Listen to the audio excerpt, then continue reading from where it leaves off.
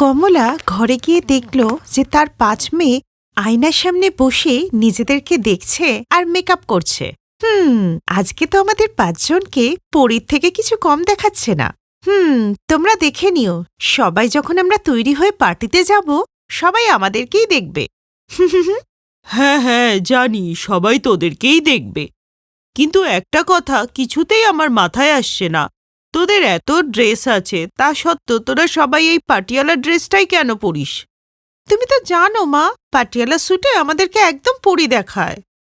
ও আমার স্বর্গের পরীরা, তাড়াতাড়ি রেডি হয়ে আমার সাথে চল, না হলে তোদেরকে রেখে আমি একাই পার্টিতে চলে যাব। মায়ের এই রাগ দেখে ওরা ৫ বোন তাড়াতাড়ি রেডি হয়ে মায়ের সাথে পার্টিতে চলে আসে। পার্টিতে পৌঁছানো মাত্রই সবার নজর ওই ৫ বোনের ওপরেই পড়ে। পার্টিতে যেখানে সবাই লেহেঙ্গা নয় শাড়ি নয় অন্যান্য ড্রেস পরেছিল, সেখানে ওই ৫ বোনকে পাটিয়ালা ড্রেসে দারুণ সুন্দরী লাগছিল। পার্টিতে সবাই ওদেরকে দেখছিল, তার মধ্যে মায়া নামে এক মহিলাও ওদেরকে দেখছিল। সে একজনকে ডেকে জিজ্ঞেস করলো, এই ৫টা মেয়ে কারা? এদেরকে দেখতে কি সুন্দর! এরা যদি আমার ঘরের বউ হয় তাহলে আমার ঘরে তো পূর্ণিমার চাঁদ নেমে আসবে। ওরা আমাদের এক আত্মীয়র মেয়ে। আপনি বললে আমি কথা বলতে পারি, বলবো কি? হ্যাঁ হ্যাঁ নিশ্চয়ই। এরপর ওই লোকটি কমলা দেবীর সাথে কথা বললে মায়া দেবী তার ৫ ছেলেকে নিয়ে ওদের বাড়িতে আসে আর বিয়ের পাকা কথা বলে চলে যায়। কিছুদিনের মধ্যেই ওদের বিয়ের দিন এগিয়ে এলে ওদের শ্বশুরবাড়ি থেকে বিয়ের জন্য লেহেঙ্গা আসে।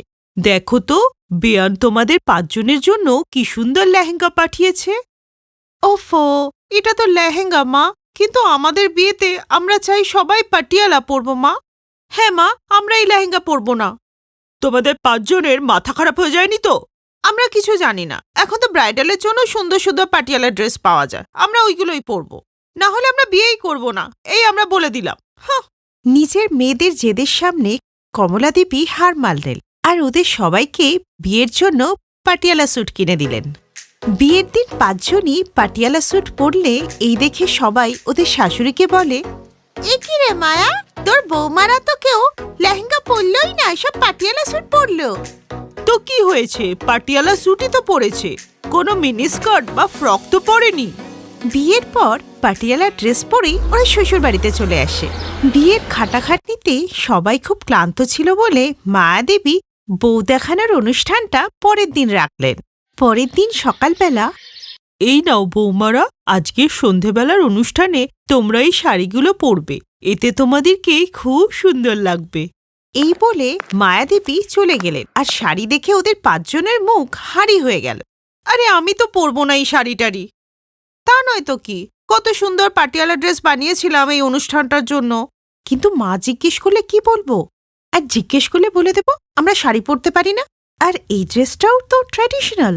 সন্ধেবেলা ৫ জন নিজের বাপের বাড়ি থেকে আনা পাটিয়ালা ড্রেস পরলে সবাই এই নিয়ে কথা বলতে থাকে। হে ভগবান, মায়াদির বৌমাদের দেখো, আজকের দিনেও এরা সব পাটিয়ালা পরে বসেছে। উপর থেকে তো কারোর হাতা নেই, আবার গলা ডিপ, আবার স্যুট শুরু হতে হতেই শেষ হয়ে গেছে। সত্যি বলছি মায়াদি, তোমার বৌমারা না সব সীমা অতিক্রম করে দিয়েছে। কলিকাল, একেই বলে কলিকাল। আরে আন্টি, আমাদেরকে যে নির্লজ্জ বলছেন, বিয়েতে যে ডিপ গলা ব্লাউজ আর ট্রান্সপারেন্ট শাড়ি পরে নাচছিল সেই মহিলাটা তো আপনারই বৌমা। চুপ করো তোমরা। যাই হোক, আমার বৌমা তো শাড়িটা পরেছিল, চলো সব এখান থেকে। ওই সব মহিলারা ওখান থেকে চলে যায় আর এইভাবেই কিছুদিন সময় কেটে গেল। কিন্তু এখনো মায়াদেবীর বৌমারা অন্য কোনো ড্রেস না পরে পাটিয়ালা স্যুটই পরে থাকত, আর এসব দেখে মায়াদেবীও খুব বিরক্ত হয়ে গিয়েছিলেন। তারপর একদিন, বৌমারা, আজকে গ্রাম থেকে পিসি শাশুড়ি আসছেন, তাই আমি হাত জোর করে তোমাদেরকে রিকোয়েস্ট করছি তোমরা এই ৪-৫ দিন শাড়িই পরো, না হলে ওনার খুব খারাপ লাগবে। কিন্তু ওরা ৫ জন কারোর কোনো কথা শুনত না, এখনো পর্যন্ত পাটিয়ালা স্যুট পরেই ঘুরত। সন্ধেবেলা পিসি শাশুড়ি এলে সবাই প্রণাম করার জন্য পায়ে হাত দিল, যাতে ওদের ডিপ গলা দেখা গেল আর পাটিয়ালাটা আরো ছোট বলে মনে হলো। ওদের ৫ জনকে এইভাবে দেখে উনি তো ভীষণ রেগে গেলেন। ছি ছি মায়া, এ কি, তোর বৌমারা তো সমস্ত লাজলজ্জার মাথাকে বসে আছে, কি ধরনের কাপড় পরেছে এরা? তুই তো গ্রামে কত ভদ্রভাবে থাকতিস, আর শহরে এসে তোর কি হয়েছে যার জন্য এইসব বউদের তুই কিছুই বলিস না? তুই কি শহরে হয়ে গেলি? মনে হচ্ছে তুইও লাজ লজ্জার মাথা খেয়েছিস।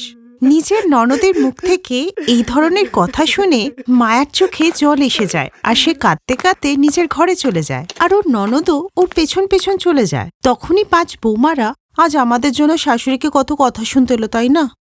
আর ওনার চোখে জলও এসে গেল আমাদের জন্য। এই শোন না, এসব ঠিক করার আমার কাছে একটা আইডিয়া আছে। এরপর রিয়া ওদের কানে কানে কিছু বলল, আর এর কিছুক্ষণ পর ওরা 5 জন শাশুড়ির দেওয়া শাড়িগুলো পরে শাশুড়ি আর পিসি শাশুড়ির কাছে চা আর পকোড়া বানিয়ে নিয়ে যায়। 5 বৌমাকে এই রূপে দেখে ওরা দুজনে খুব খুশি হয়, আর ওই দিন থেকে ওরা 5 জন কখনো কখনো শাড়ি, কখনো কখনো পাটিয়ালা স্যুট পরত, যাতে ওদের 5 জনের সাথে ওদের মা আর ওদের শাশুড়িও খুশি ছিল। सीमा आणि राधा दोघी सख्या बहिणी होत्या, पण दोघींच्या स्वभावात जमीन आसमानाचं अंतर होतं. राधा स्वभावाने खूप नम्र आणि उदार होती, तर सीमा मात्र स्वार्थी आणि लालची स्वभावाची होती. कॉलेज संपल्यानंतर त्या दोघींच्या लग्नाचा निर्णय त्यांच्या आईवडिलांनी घेतला, कारण सीमा मोठी होती म्हणून सगळ्यात आधी तिचं लग्न होणार होतं. एक दिवस सीमा आणि राधा आपल्या आईवडिलांबरोबर बसल्या होत्या. सीमा बेटा, मी तुझ्यासाठी एक मुलगा पाहिलाय. हे बघ, हा त्याचा फोटो आहे. आधी हे तर सांगा बाबा की तो किती शिकलाय ते, त्याच्या घरी कोण कोण असतं, काय करतो. मला कुठल्याही गरीब किंवा कमी शिकलेल्या माणसाशी लग्न नाही करायचंय. अगं, मुलगा बँकेमध्ये एका उच्च पदावर आहे आणि घराणं पण चांगलं आहे त्यांचं. पैशाची जराही कमतरता भासणार नाही तिकडे. मग मला चालेल, मला मान्य आहे हे स्थळ. काही दिवसातच सीमाचं धूमधडाक्यात लग्न लावून देण्यात आलं. सीमा मोठी मुलगी असल्यामुळे वडिलांनी लग्न अगदी धूमधडाक्यात लावून दिलं होतं. या लग्नामध्ये त्यांनी आवाक्यापेक्षा जास्त खर्च केला होता, आणि याचमुळे त्यांच्यावर कर्जाचा डोंगरही साठला होता. काही दिवसांनंतर राधा सुद्धा लग्नाची झाली होती. एक दिवस अगं, मी राधासाठी सुद्धा एक मुलगा पाहिलाय. ती लोक सीमाच्या घरच्यांनी एवढी श्रीमंत तर नाहीयेत, पण त्यांचं स्वतःचं घर आहे आणि किराणा दुकान आहे. आपली राधा खुश तर राहील ना हो तिकडे? हो हो, का नाही. खरं तर मला तिचं लग्नही सीमासारखंच धुमधडाक्यात करायचं होतं, पण काय करणार, आधीच कर्जाचा डोंगर आहे. पण केवळ पैशामुळं मला गप्प बसावं लागलं. तेव्हाच राधा तिथे येते. तिने आपल्या आईबाबांचं सगळं बोलणं ऐकलेलं होतं. तुम्ही काळजी करू नका बाबा, तुम्ही माझ्यासाठी जे स्थळ बघितलंय मी तिथेच लग्न करीन. मला फक्त तुमच्या दोघांचा आशीर्वाद पाहिजे. राधाचं बोलणं ऐकून तिच्या वडिलांना थोडं शांत वाटलं. काही दिवसातच राधाचं सुद्धा अगदी साधेपणाने लग्न करून देण्यात आलं. राधाच्या सासरी केवळ तिची सासू होती, जी कायम आजारीच असायची. राधाने येताच घरातली सगळी जबाबदारी आपल्या खांद्यावर घेतली होती, ज्यामुळे तिच्या सासूने सुटकेचा निश्वास सोडला होता. राधा दिवसभर काम करायची आणि जसा वेळ मिळेल तसं दुकानात जाऊन नवऱ्याचीही मदत करायची. तिकडे सीमाचं आयुष्यही अगदी ऐशोआरामात सुरू होतं. कधी शॉपिंग तर कधी किटी पार्टी. तिचा सगळा वेळ याच गोष्टीमध्ये जायचा.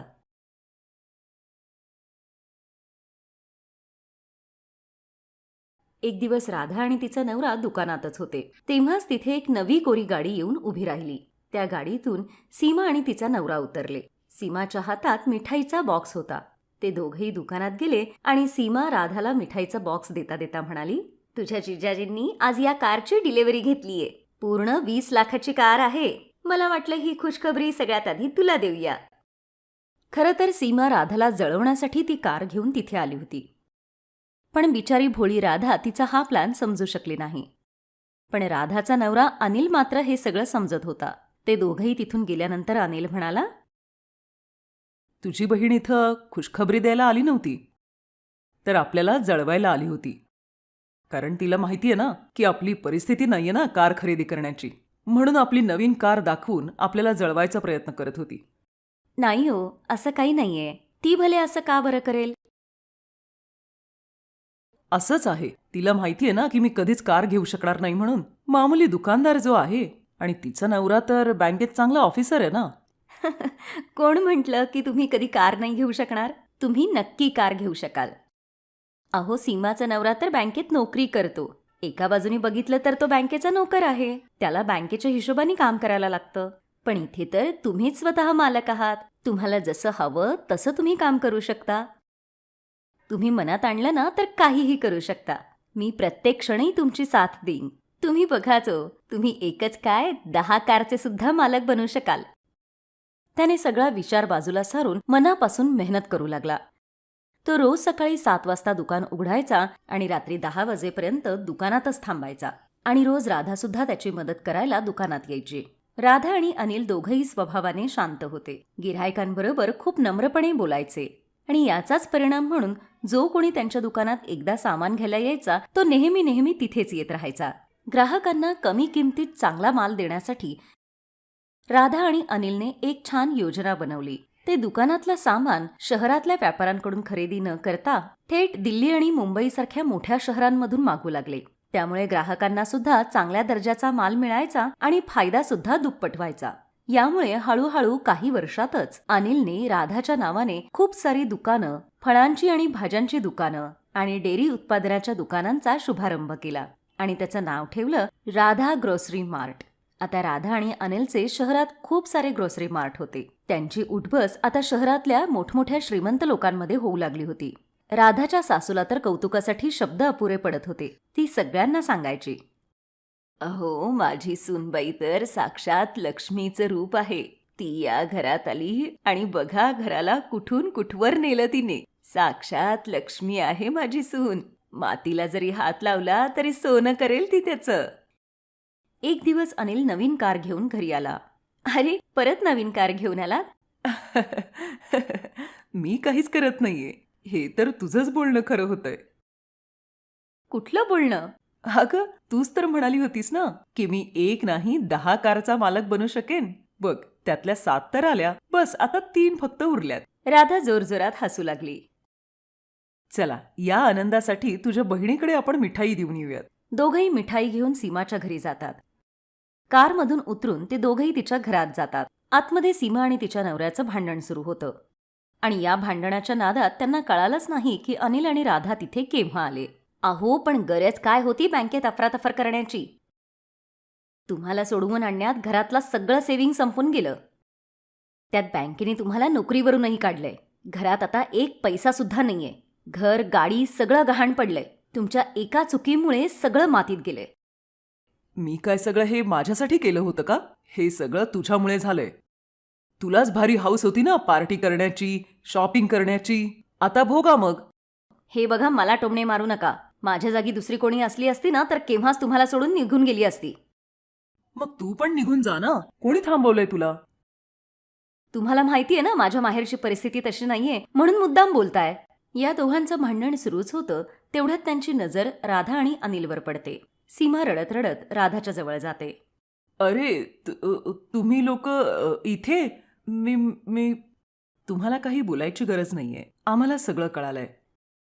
मी असं ऐकलंय की तुम्ही या महिन्यात एक नवीन ग्रोसरी स्टोअर उघडणार आहात. जर तिथला मॅनेजर म्हणून तुम्ही माझा विचार केलात तर खूप उपकार होतील. आमच्या घरातली परिस्थिती तर तुम्हाला माहितीच आहे. आता तुमच्यापासून काही लपून राहिलेलं नाहीये. राधा आणि अनिलने एकदा एकमेकांकडे पाहिलं आणि मग सीमाच्या नवऱ्याला होकार दिला. आता सीमाचा सगळा गर्व तुटून पडला होता. एक वेळ अशी होती की आपल्या श्रीमंतीचा गर्व करून ती राधाला जळवायची. आज ती तिच्याच उपकारांवर जगत होती. तिला आता कळालं होतं की श्रीमंतीचा कधीही गर्व करू नये. Thanks for watching.